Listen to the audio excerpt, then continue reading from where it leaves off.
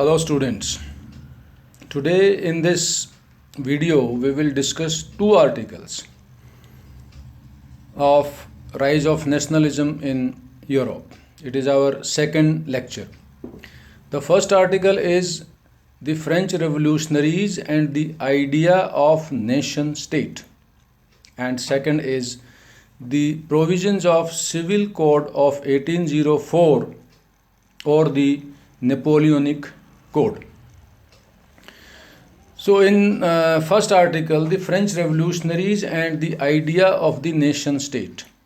Basically, the revolutionaries in France used different measures to create a sense of collective identity amongst the people of France. And these ideas and identities were the idea of la patrie, the fatherland, and les citoyens, the citizens. It emphasized the feeling of a united community enjoying equal rights under a constitution.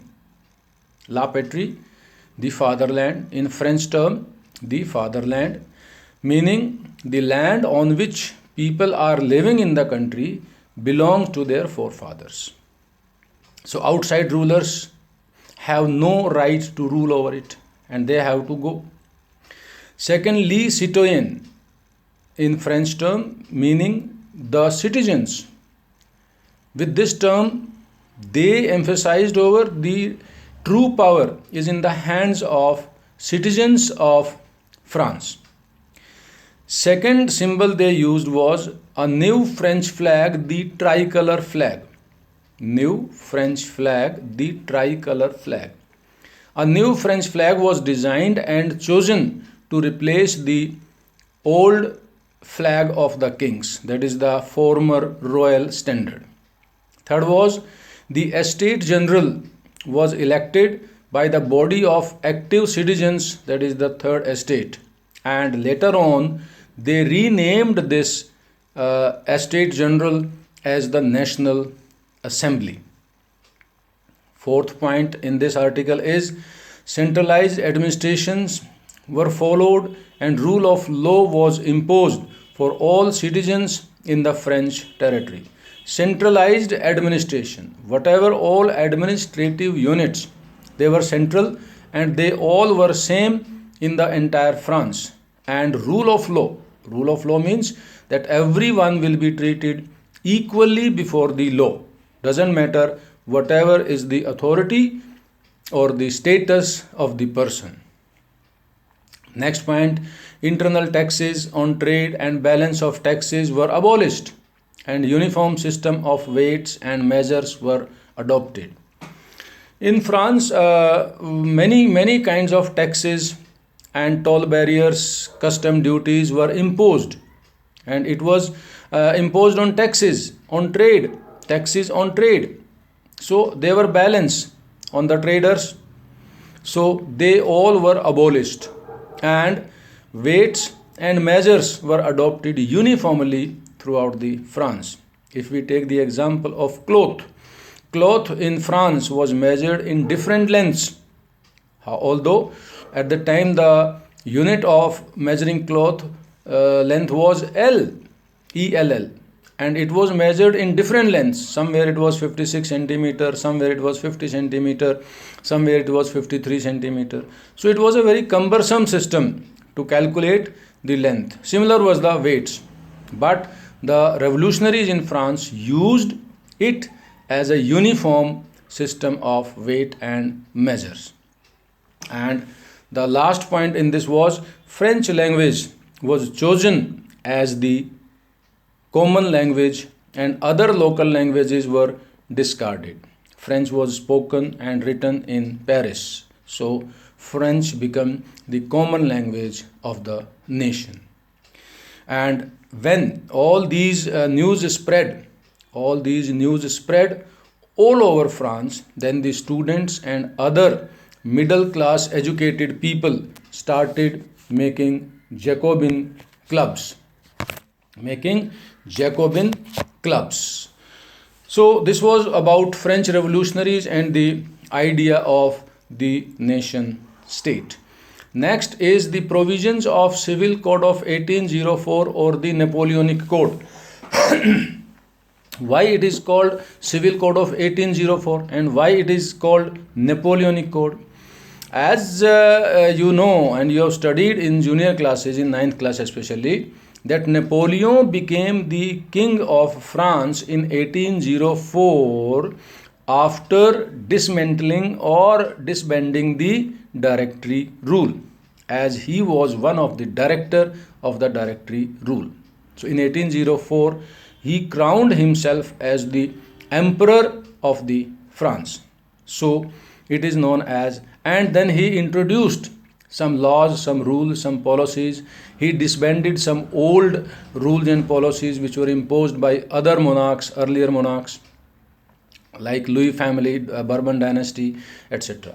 So they were the Civil Code of 1804 or the Napoleonic Code.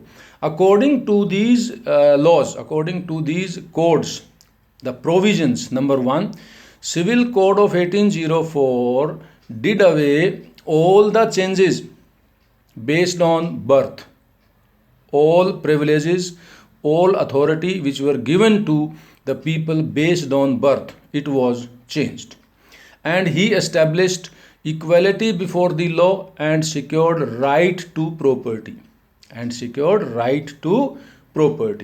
Second change he brought out that in Dutch Republic, in Switzerland, in Italy, and in Germany, Napoleon simplified administrative divisions, abolished feudal system. The kings used to take the land of the farmers, of the tenants, those who failed to pay the land or the crop taxes. So there was feudal system, and freed peasants from serfdom and manorial dues. Serfdom, bonded labor. Manorial dues, that is taxes pending on agricultural produce. All these were removed and farmers were freed from all kind of bonded labor and taxes pending on them. Next provision of Civil Code of 1804 was that the guild restrictions were removed. Guild means making group of people.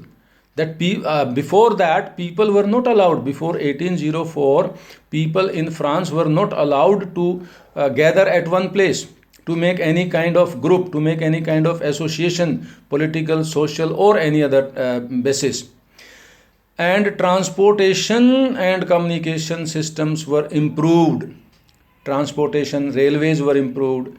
It was made faster so that goods could be transported faster. Communication system was developed. This was the advancement towards latest and the modernization of France.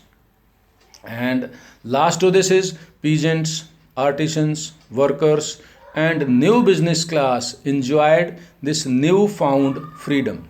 All these people who were the farmers, artisans, workers, and new business classes, new businessmen, found it a new kind of freedom, and they enjoyed, because now their trade was moving freely without any restriction from one place to another.